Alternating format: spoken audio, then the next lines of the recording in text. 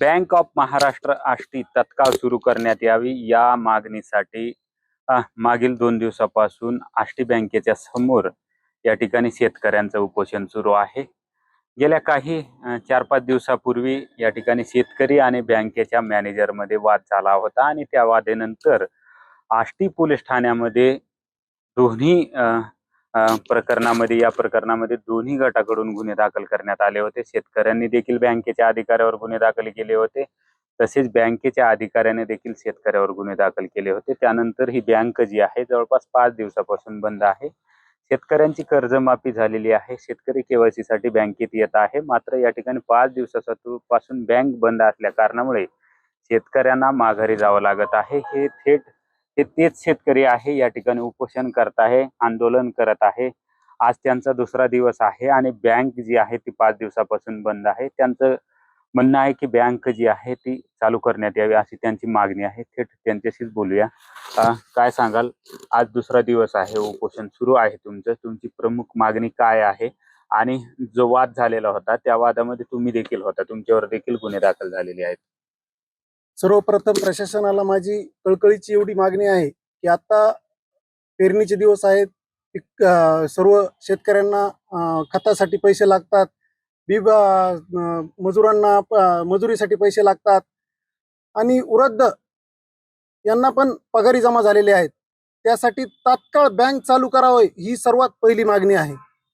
विषय 5 दिवसापूर्वी जो झालेला होता त्या दिवशी बळीरामजी खरात ह्या नावाचे जे शेतकरी आहेत त्या शेतकऱ्यांनी आम्हाला फोन करून कळवले की बँक मॅनेजरनी मला मदत बोलवले नाही, तरी पण मी मदत गेलो। माझं पीक कर्ज माफ झालं का नाही हे विचारण्यासाठी गेलो। माझे वडील मयत असताना बँक मॅनेजरनी मला माझ्या मयत वडिलाला घेऊन या असं सांगितलं। त्यानंतर त्यांनी आम्हाला फोनवरून बोलवून घेतलं। काय अवस्था झाली असेल त्या शेतकऱ्याची की मॅनेजरनी त्यांना म्हणले असेल की तुझ्या मयत वडिलाला घेऊन या। आज आपण पण त्यांच्या ठिकाणी जाऊन बघा। त्यानंतर आम्ही आलोत आणि परत आम्ही मॅनेजरला तेच प्रश्न विचारला की असं आपण बोललात का? तर मॅनेजर म्हणले की आम्ही त्यांच्या वडिलाला घेऊन या म्हणालो, नाही तर मृत्यू प्रमाणपत्र घेऊन या म्हणालो। आज कुठला शेतकरी, कुठला नागरिक मृत्यू प्रमाणपत्र खिशात घेऊन फिरतो?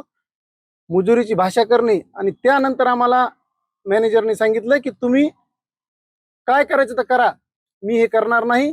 यांना रितसर ज्या दिवशी मला करायचं त्या दिवशी मी करेल असं हरिरवीची भाषा, माझ्यासोबतच्या सर्व पदाधिकाऱ्यांना जातीवाचक बोलणं ही भाषा केली।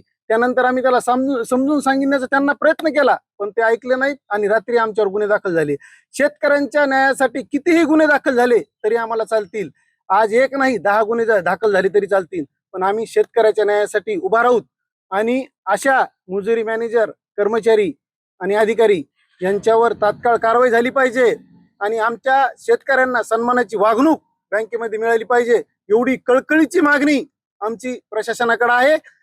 यासाठी आम्ही सर्व डिप्टी कलेक्टर असतील, कलेक्टर असतील, त्यांच्या विभागाला असतील आणि आपल्या परतूर तालुक्याचे भाग्यविधाते माननीय बबनराव लोणीकर साहेब या सर्व प्रकरणाची माहिती आम्ही त्यांना फोनद्वारे दिलेली आहे। नक्कीच आणखी काय सांगाल? आज दुसरा दिवस आहे उपोषणाचा। तुम्ही या ठिकाणी शेतकरी म्हणून आलात, तुम्ही त्या उपोषणाला तुमचा देखील पाठिंबा आहे, तुम्ही स्वतः उपोषण करत आहात। काय परिस्थिती आहे? आज दुसरा दिवस आहे, कोणी बँकेच्या अधिकाऱ्यासोबत बोलणं झालंय काय? काही प्रशासनाशी बोलणं झालेलं आहे का? आज 5 दिवस झालं बँक बंद आहे। या मजूर अधिकाऱ्यांनी कुठल्याही आमच्याशी संपर्क साधलेला नाही। आम्ही ही माहिती तालुक्याचे आमचे आमदार लोणीकर साहेबांकडे पोहोचवलेली आहे। गेल्या 5 दिवसापासून निराधार महिला आहेत, शेतकरी आहेत, क्रॉप लोनच्या याद्या लागलेल्या आहेत। या 10,000 लोकसंख्येचं आष्टी हे गाव आहे आणि या बँकेकडे जवळपास 22 गाव आहेत। यापैकी जवळपास 15,000 लाभार्थ्यांचं सगळं काम स्टॉप झालेलं आहे। मजूर अधिकारी कुठलीही दाद देत नाहीयेत। खरं तर गेल्या देवेंद्र फडणवीसांच्या काळात कर्जमाफी झाली, त्यांचे शेतकऱ्याच्या खात्यात पैसे आले, ही बँक त्या वेळेस नफ्यात राहिलेली आहे। दुसऱ्या सरकारने कर्जमाफी केली, त्यावेळेसही बँक नफ्यात राहिलेली आहे। आणि आता देवेंद्र फडणवीसांनी कर्जमाफी केलेली आहे, याद्या बँकेला लागलेल्या आहेत।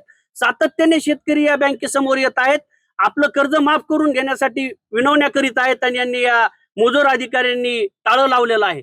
खरं तर हे तत्काळ टाळं उघडावं यासाठी आम्ही या ठिकाणी आमरण उपोषणाला बसलेलो आहोत. अधिकारी ऐकत नाही, बडतर्फ करा.